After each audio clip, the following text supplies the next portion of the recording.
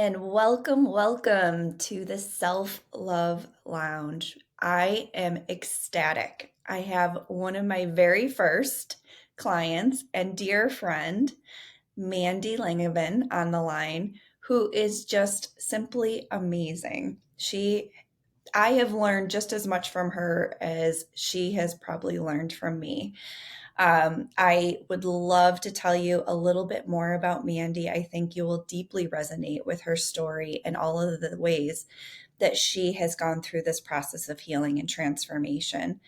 I am going to stop talking because I know she has a lot that she wants to share with you today. So without further ado, I am going to give the floor to Miss Mandy. So, Mandy, So, tell us a little bit about you and your what happened, how you're here. Tell us a little bit about you. so, I'm Mandy, and I am a 34-year-old mother of two children. My daughter is 5, and my son is 4.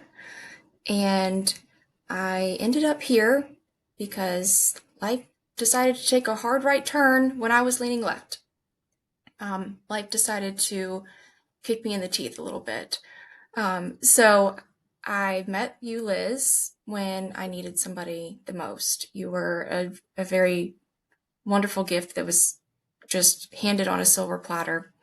And I've really enjoyed being a client of yours. It's completely changed my life.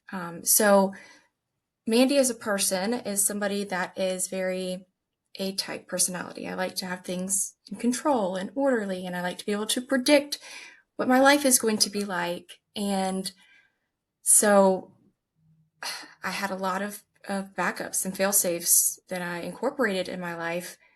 I graduated college. I bought my own home. It was just in my name. I could afford it. If things were to go wrong, I would be okay. I did not make any decisions without thorough analysis and intellectualizing everything and crossing all of my T's, dotting all of my I's, making sure that I was completely sure, analyzed all the risks and the benefits before I made any decision, especially big ones or life-changing decisions. One of the decisions I decided to make was to marry my first husband. And I made that decision based on the fact that you could always undo marriage. It wasn't permanent. Because I wasn't sure that I really wanted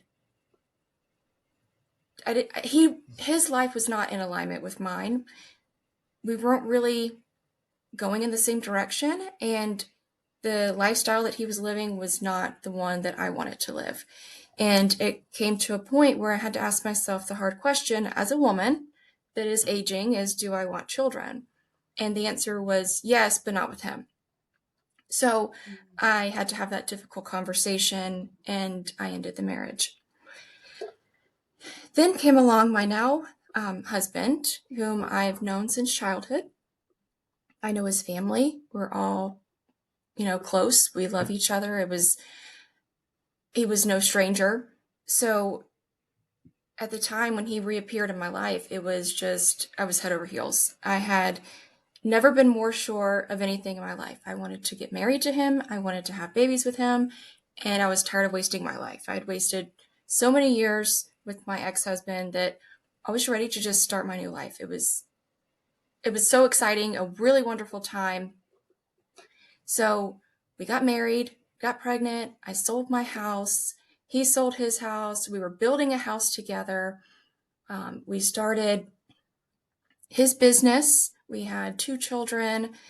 And although, marriage was marriage and has its problems, I did not see what was to come. It came out of nowhere and it completely blindsided me. The rug was completely pulled out from underneath me when I learned that my husband was not who I thought he was. He was living a complete double life and had been unfaithful the entire time. And I didn't have a clue. Mm. After 5 therapists, 2 affair recovery programs, and 1 married for life programs, all which were unsuccessful, I was feeling pretty hopeless. I didn't know what to do. I didn't know where to turn. All of the trust that I had in myself was suddenly gone. I couldn't even trust myself anymore. How could I possibly miss what had happened? How did I not see this coming? How did I not know what he was doing? How could I let this happen?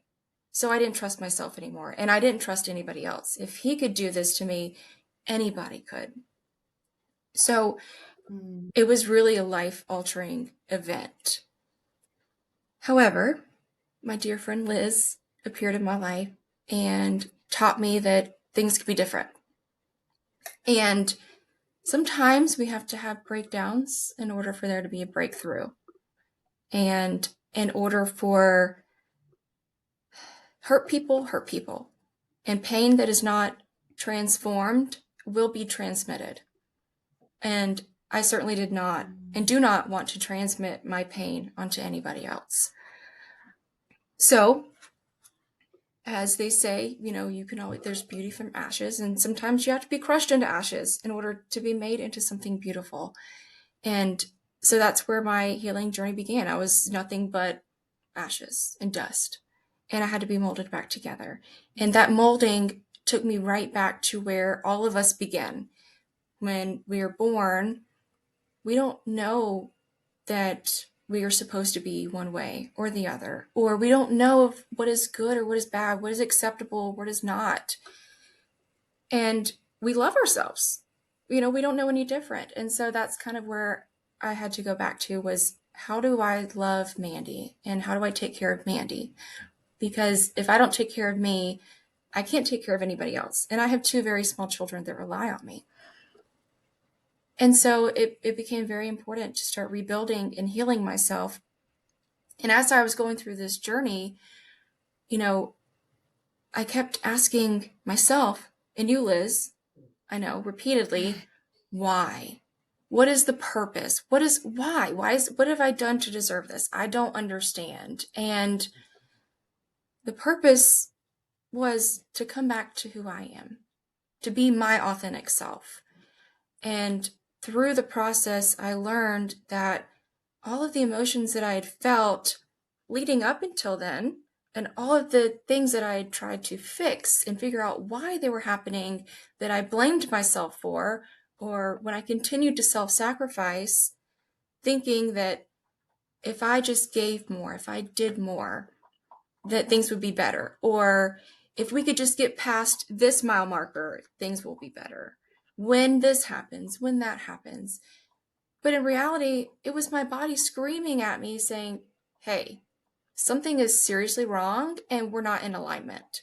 And the way I was living and behaving and the things that I accepted were not true to myself. And so my body was telling me, hey, girl, wake up. And I just couldn't hear it. And so I continued to self sacrifice and not know what to do.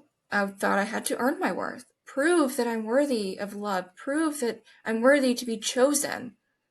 And I self sacrificed until I had nothing left.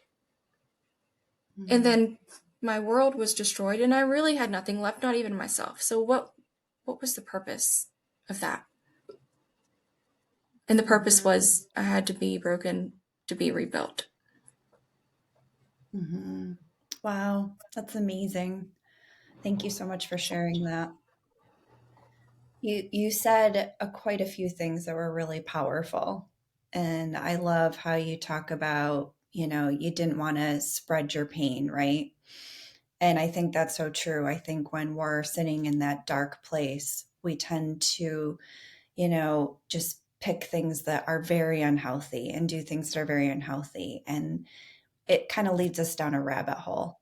How did you how did you pivot and make decisions that were good for yourself in those lowest moments? How did you, foster really good self-care and self-love when you didn't even know where to start? The most important thing is to have somebody to support you that can push you to do those things, to tell you that it's not selfish to take care of yourself. That's the most selfless Mm. thing you can actually do. To have people in your corner that are cheering you on, that are not going to make you feel any worse than you already do, that aren't going to judge you, aren't going to criticize you, to just give you what you need and maybe, take some of that burden off of you. So you can focus on what you need. And a lot of it was exploring. What do I like? Because I didn't know. What do I like anymore? I don't even know who I am. What do I like? Where do I even start? And for me specifically, it's very strange how things work. I don't believe in coincidences. But at a time where I needed something to do, something to bring me purpose other than sitting in my shit, because that's all I had to do, there was a tragic yet beautiful opportunity where I had the privilege of taking in a wild bunny. So there was a nest in the yard we didn't know about, and tragically, um, there was only one survivor, and she was probably, I don't know, days old, eyes barely open, and it was up to me to keep her alive. And that became a mission for me. I'm not going to let this, everything in my life has been destroyed. And I can't let anything else die. I cannot let this bunny die. And so I spent all of my energy bottle feeding the bunny and making sure that she had raw goat's milk and put the, probiotics in there, making sure that she has this and that and fostering, that environment. It really allowed me to bring out my nurturing side. And it kind of brought me back to, it gave me a sense of accomplishment because one, everything I read on Google, Dr. Google says that you're not supposed to be able to, that wasn't possible. You cannot, you cannot have a wild bunny. They won't survive and they certainly won't be tame. Well, that's not true because she certainly is. And she has her own room in my house. It's kind of ridiculous.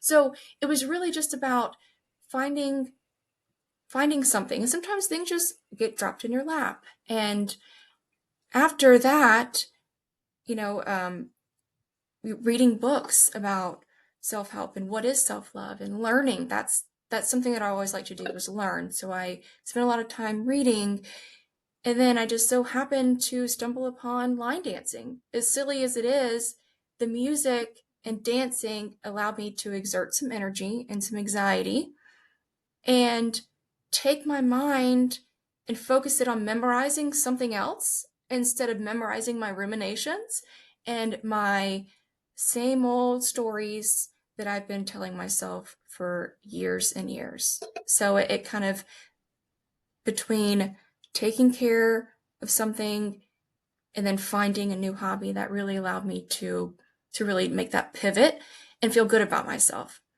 because I needed a win. I love that.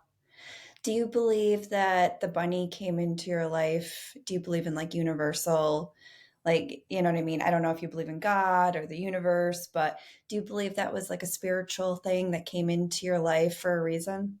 Without a doubt. Without a Yeah. doubt, for lots of reasons. It has a lot of meaning for me. Yeah, that's pretty cool. I love that. And you know, the bunny is my spirit animal, so I love that the bunny came into your life. The bunny came into my life just as you did, and I think that there was a reason for that.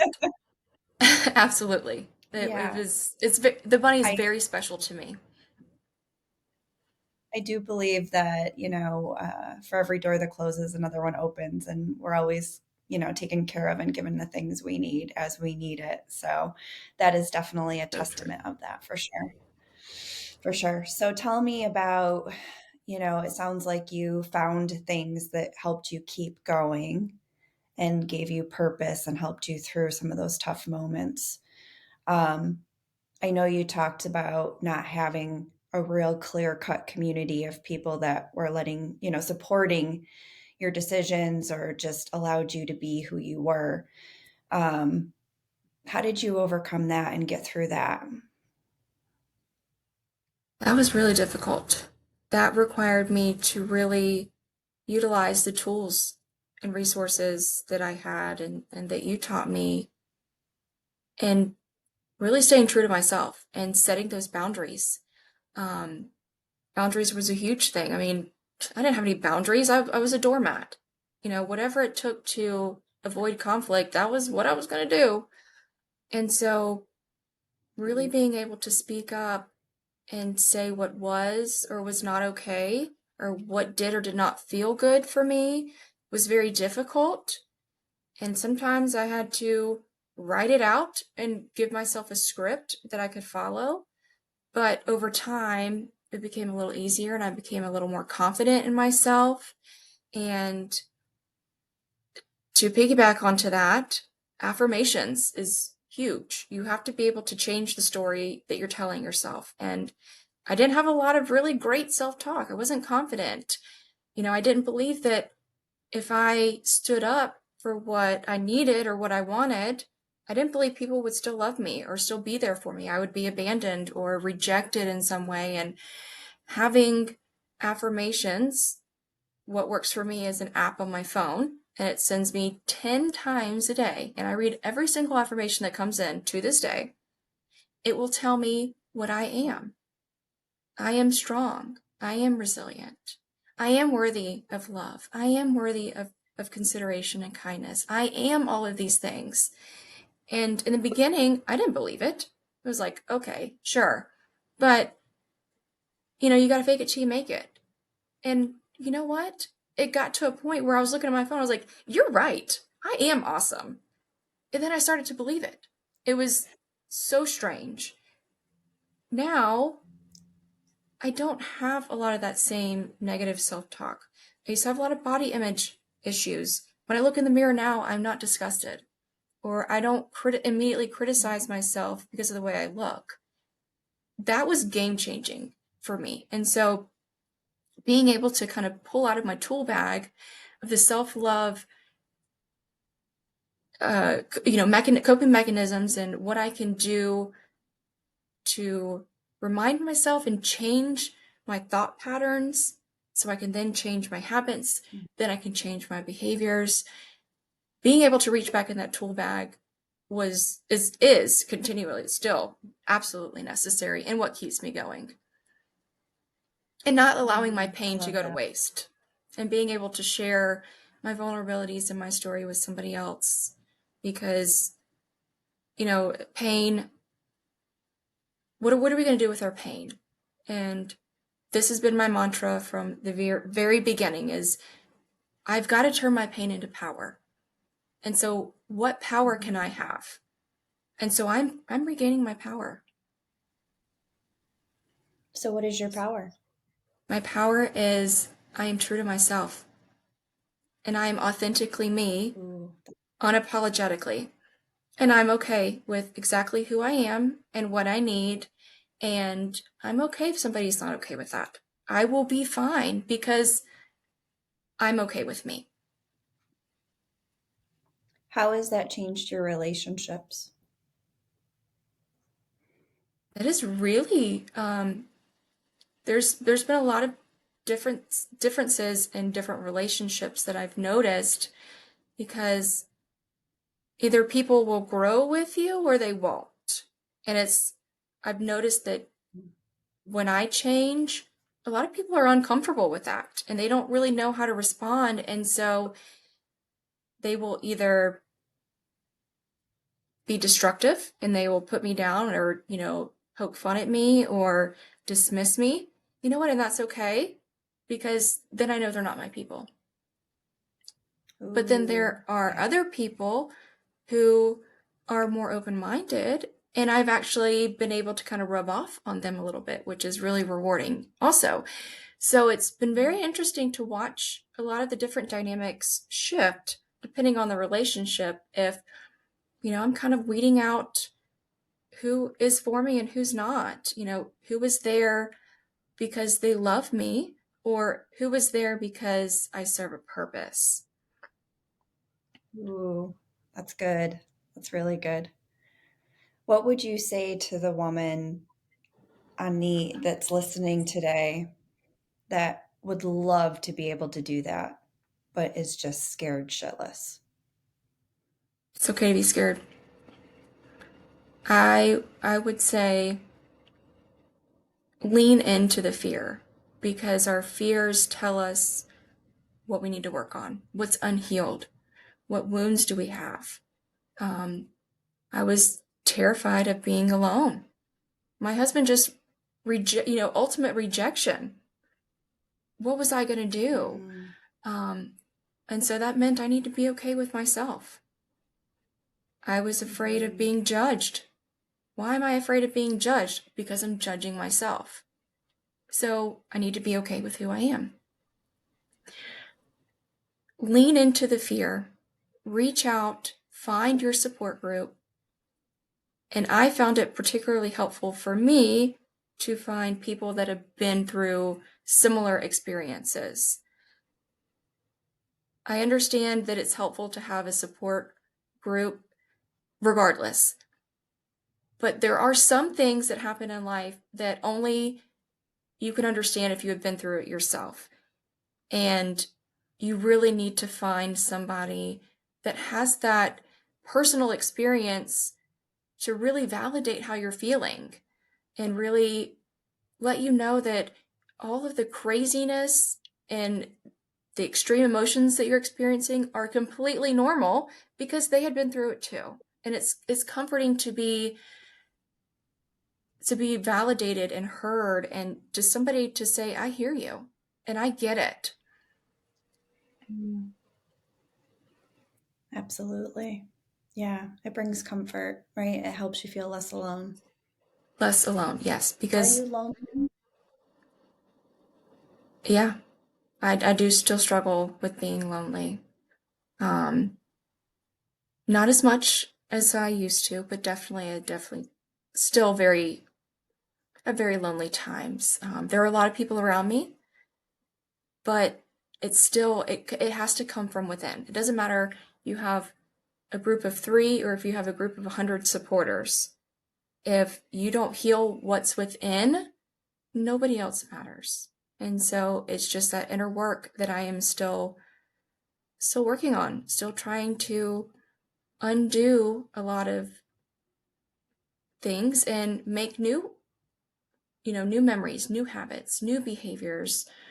Um, and I'm still learning. Everything that happens is there's a lesson in every single thing that happens in our lives. And I just have to remind myself when things are hard, what is the lesson? What do I need to learn? Mhm. Where do I still need to grow? And where can I improve? And it's going to be a forever thing. A lot of times we want grief to be cut and dry. We want to, they talk about these stages of grief, and we want to go, yep, check, I've done with this one. Let's move on to the next one. And life just laughs at you. It's Oh, like, sure, it okay, does. yep, Yes. see how that works out for you. So it's very messy. And Yeah. when you're going through this, Liz, you call it the messy middle, and that is the perfect description of what happens. It is very messy, and that's okay. Embrace it. Embrace the uncertainty. Lean into being uncomfortable because being comfortable is not going to get you anywhere. Being comfortable is what got you in this position, um, and we've got to be uncomfortable until we are comfortable with being who we are, and it will happen. So Absolutely. embrace that messy middle, sit in your shit, find your people, and Mhm. and turn those wounds into wisdom and turn that pain into power. Yes, I love that. So tell me, where are you today in your journey as far as with your husband and your own healing and love journey? Give the viewers a little perspective as to from where you started, where you are today. I've come a long way. I started with you, Liz, in March of 23. I discovered that my husband had been having serial affairs our entire relationship in May of 22. So from that point in working with you, Liz, I've come it, so far. However, as soon as you think that you're getting somewhere, you get gut punched, or you get your teeth, you get kicked to the dirt a little bit. And so make a couple steps forward, and then I get kicked back a little bit. Then I make a few more steps forward and get kicked back a little bit. And I feel like I've been kicked back a little bit. Um, but that's okay. And because I have to remember that healing is not linear, and that as long as I am continuing to make forward progress, it's progress.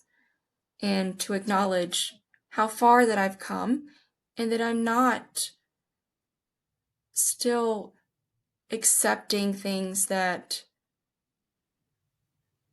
don't make me feel good or are not okay with me. And I'm able to say no, or I'm able to say, you know what, that really didn't feel so good. And, I would really appreciate if you could support me in this way. This is how I need to be supported.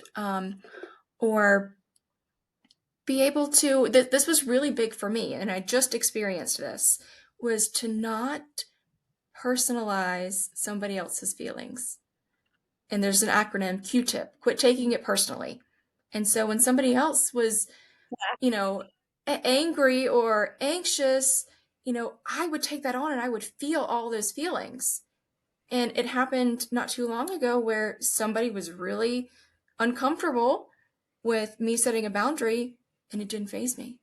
And I was like, I know I've made it somewhere if I did not feel bad for standing up for myself. So I feel like I'm definitely way further ahead than I was to begin with.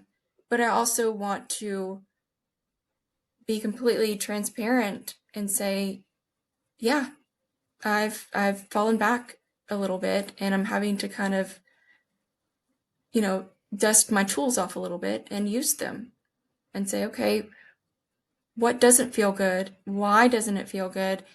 And what can I do to set a boundary to make sure that Mhm. I can show up as my best self and be true to myself and give the people that I care about, especially my children, the best version of me. I'm going to poke a little bit more. So, when you say you've fallen back, because you said it a few times, help listeners understand what falling back means. Means, okay, real vulnerability here, right? So Yeah, safe space. I don't want my family to be falling apart. I don't want that. I want my family back together. And so I have been trying to put that back together, and it's not going well. And So, although I have the tools, the gap is very evident. yeah. And it's really difficult What because happened?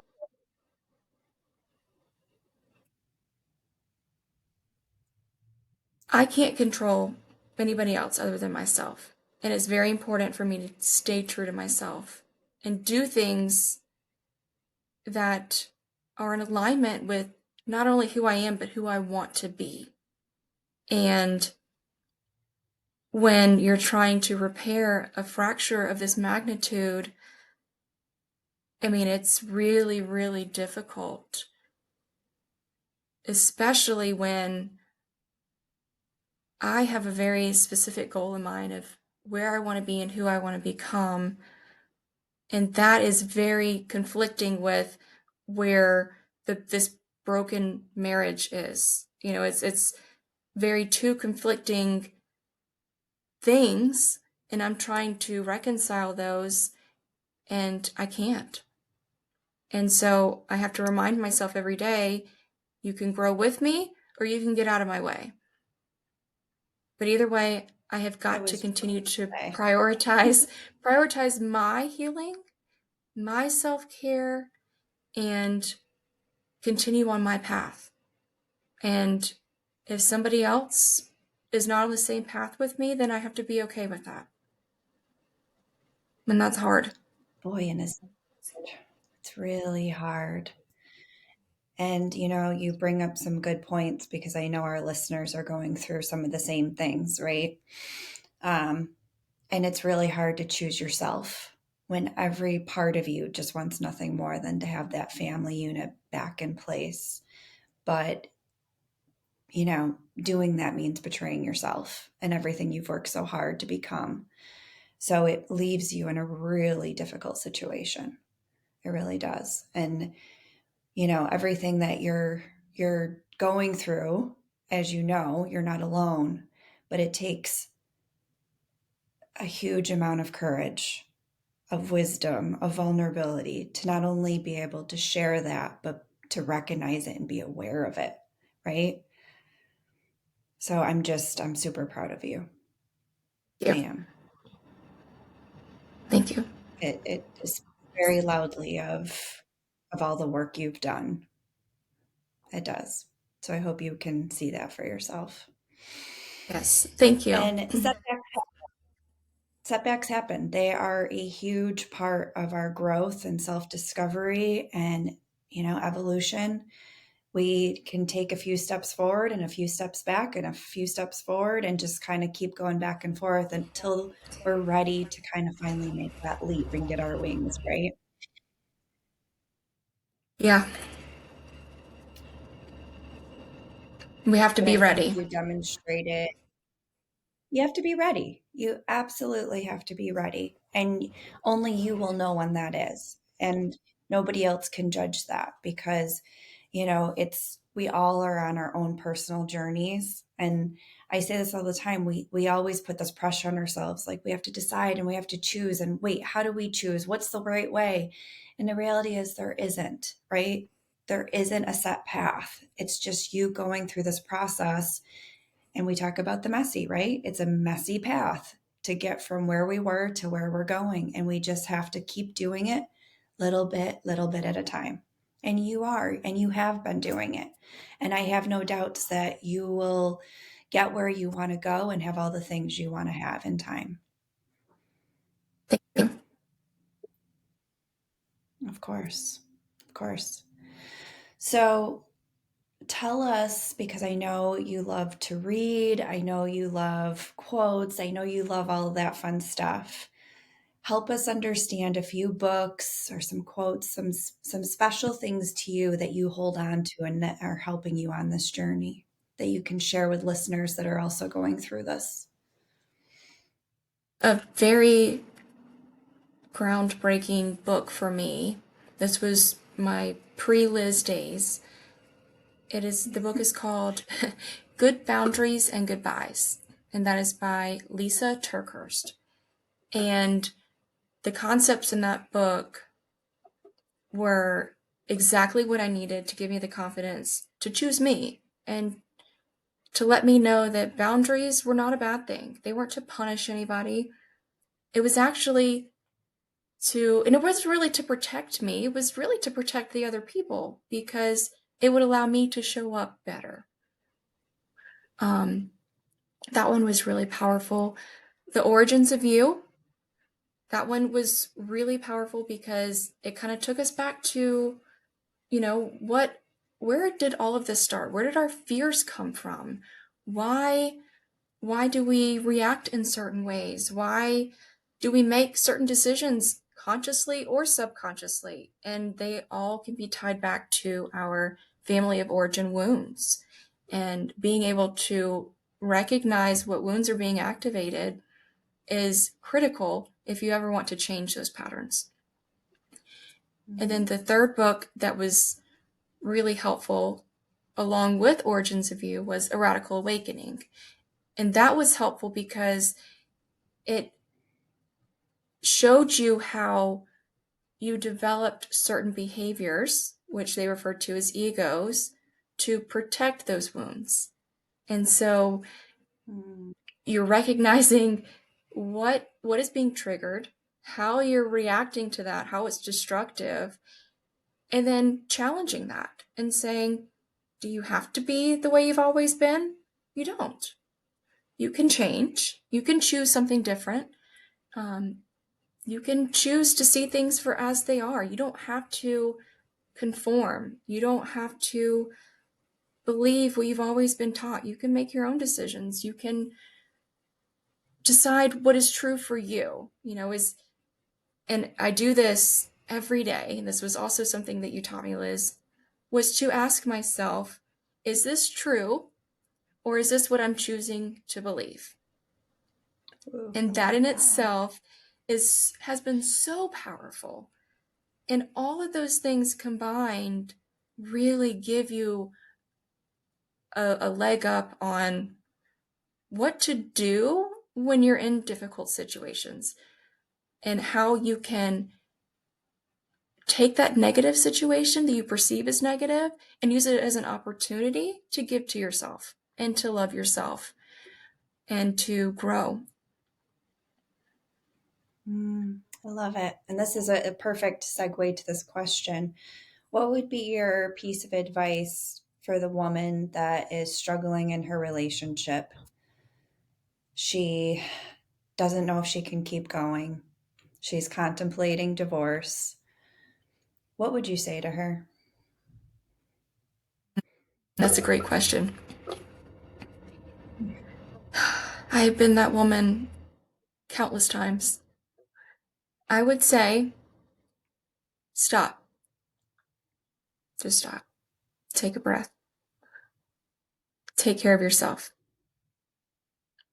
You are not going to be able to, you can't do it all. You cannot keep all of the balloons in the air as much as you want to think you can. It's going to wear you out. Got to be able to manage your nervous system and your anxiety and your overwhelm. Get that in check. Start taking care of yourself. Start doing less.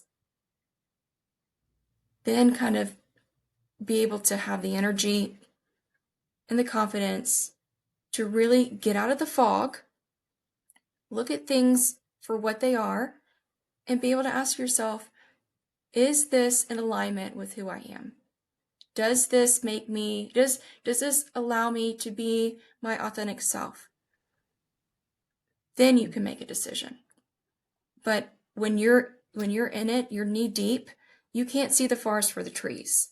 And you're in this constant state of, the stress response, and your system is just flooded. It's overwhelmed. It can't do anything. It can't think straight. It can't see straight.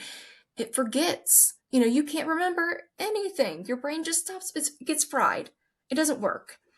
And so, how could you possibly be sure of yourself in making a major decision if you can't even remember if you've packed your son lunch that day?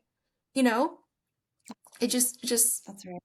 isn't possible. So, and I had to do this morning.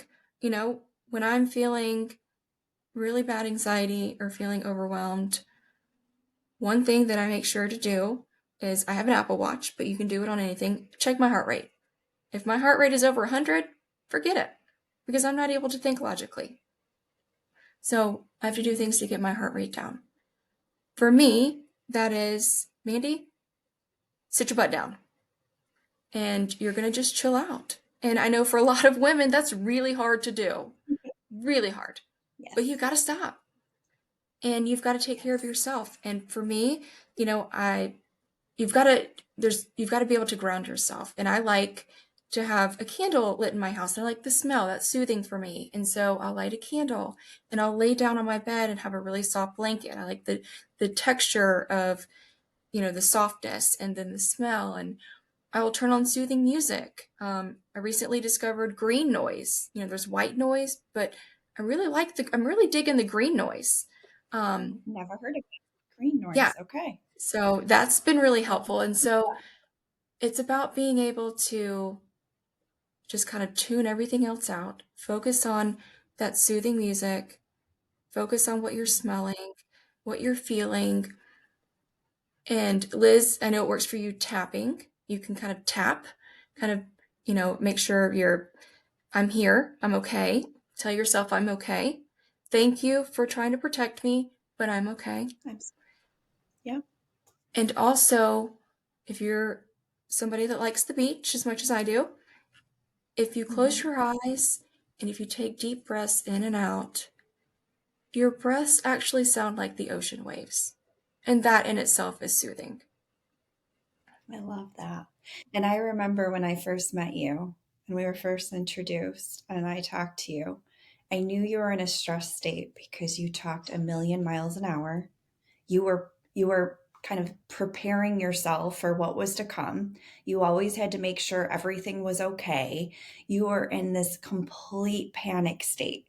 It was just so obvious. And you didn't see it, but I clearly did. Because when you're in it, you don't even realize, right? And I would be like, Mandy, slow down. Just take a deep breath for me before we do anything else.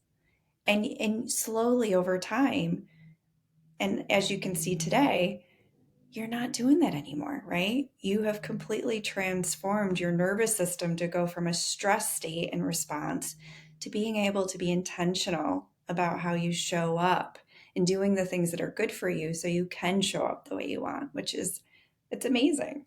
It really is. What are you afraid of? I'm afraid of a lot of What do you things. fear? I fear rejection. I fear being alone. Mm, I fear, I guess, abandonment, but really I fear judgment. You know, the scarlet letter that I have that I carry around. I can feel other people looking at me and pity me. Oh, poor thing. Her husband. You see what her husband was doing? Like, it's awful. So mhm. I just had to go to a funeral for my grandfather, and I was a wreck because I knew everybody. All eyes were on me. They knew what was going on, and I just felt that judgment. So definitely fear of being Mm. judged, fear of not being good enough in some way, to be rejected, to be abandoned, to just not be good enough. That's what I Mm. fear. And being alone. Nobody How, wants to be alone. We all need connection and we need support, we need community. And if you're rejected or if you're abandoned, you don't have any of those things. So that's definitely a fear. how do you work through it? I used to white knuckle it, not so much anymore. but but I really a lot of pauses and self-reflection. What am I feeling? And asking myself the question is this true? Are they judging me? Or is that what I'm choosing to believe? They may not be judging me. How do Mm. I know? Have I asked them? Or am I just judging myself and so I assume they're judging me? And once I get clear on that, then I'm able to kind of tell myself what I need to hear. And I can extend myself some grace, extend myself some compassion, and extend just give myself some time to do whatever it is I need in that moment to feel better. Whether that is to, sometimes I just need to take a nap. Sometimes I need to get Mhm. energy out. I need to go for a walk. I'll practice a dance in the middle of the living room. Like, if people were to watch, they'd probably laugh at me, but that's okay. It's whatever I need to do to feel better. If I've got to blast music in the bathroom while I'm getting ready, then okay. But it's just about finding ways to kind of what makes you happy, what can snap you out of it, but also have a lot of self reflection and reinforce the new habits and the new patterns that you were trying to make permanent. Mm, I love it. What do you hope? What do you hope for the future? What do you want? That's a loaded question. So I think I think what I want most is to be happy, to be at peace, and to be able to find joy in life and to not be Mhm. so weighed down by all of the pain, all of the struggles, the hardships, the fears, what I hope for is for that to be in the background. It's always going to be there. We're always going to have fears. We can't escape that. But what I hope is for the happiness and the joy and the peace to be in the forefront and Mm. to be really comfortable in being who I am and staying who I am and continuing to grow and evolve. And I hope to not waste my pain, and that I hope that my story will in some way help somebody else. Mm.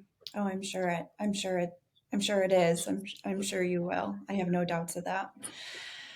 What do you how do you define self-love? What does self-love mean to you?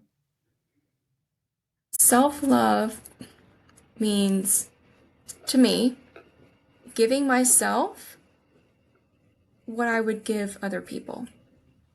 I don't hesitate to, if a friend needs help, I'm there. If somebody needs a break, I'm like, hey, let me help. Or what can I do? Or,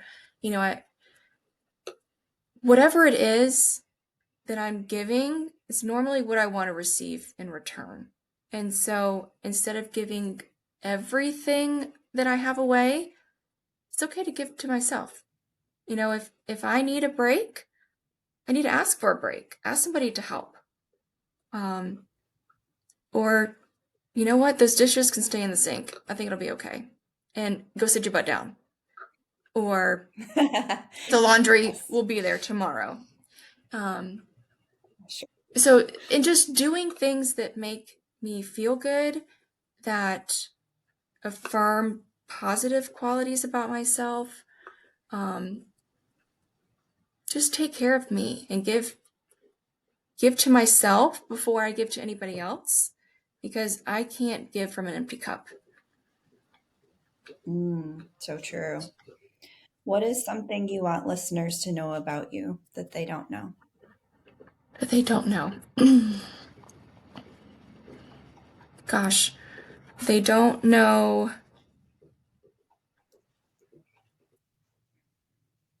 I don't know. I mean, I'm stubborn. That kind of gets in my way, but it also works to my favor. That I am incredibly obsessed and invested with my healing journey. If nobody knows me, you, Yes. you probably are like, oh my gosh, please stop talking about it. That really has been my passion. um, is I figuring love it out. I want to figure things out, and um, I don't know. I just want to be me, and I want to be silly, and I feel like I haven't been able to be silly, and for fear of embarrassing myself, I want to be just obnoxious and silly and be okay with that. I want you to be silly. I love being silly. I think there's nothing like it, man. Like, you know what? I don't care. I'm gonna have fun and be silly. Be more vulnerable. I want to. Is there Yeah, I'm very afraid of vulnerability. well, you're doing a great job. Maybe that's what you don't know, is that I'm terrified of being vulnerable. And yet here Fake it till you she make it. is, folks, being super vulnerable with all of us. You would never know, right? There you go. Perfect. Is there anything else you want your listeners to hear before we wrap up today? You can do hard things. Mm, yes, I And turn believe that that. pain into power. I believe we're all capable of doing more than we realize, right? Just need our people to be there by our side, like Right. the one right next to me now. Oh, you're my girl. And I am so, so, so fucking proud of you. Thank you. I really am. You're amazing in every way. Don't ever Thank change. you. Don't ever change, please. That's the goal. Yes, yes. And to all our listeners, thank you so much for jumping on and listening today. I hope you've enjoyed this episode as much as we've enjoyed delivering it to you. I know you agree when I say Miss Mandy is just amazing. what she's been through and how she's been able to turn her pain into power is just miraculous. So I hope all of you will continue to share your stories with us. We'd love to hear from you, and we'd love to share and show you that there is a way out of your pain, one step at a time. Love you all to the moon and back, and hope you'll join us again next week. We have another amazing episode with one of my friends who is a therapist who's gone through her own divorce journey and is so excited to share with you how she has turned her pain into power. Till next week. Bye, everyone. Thank you.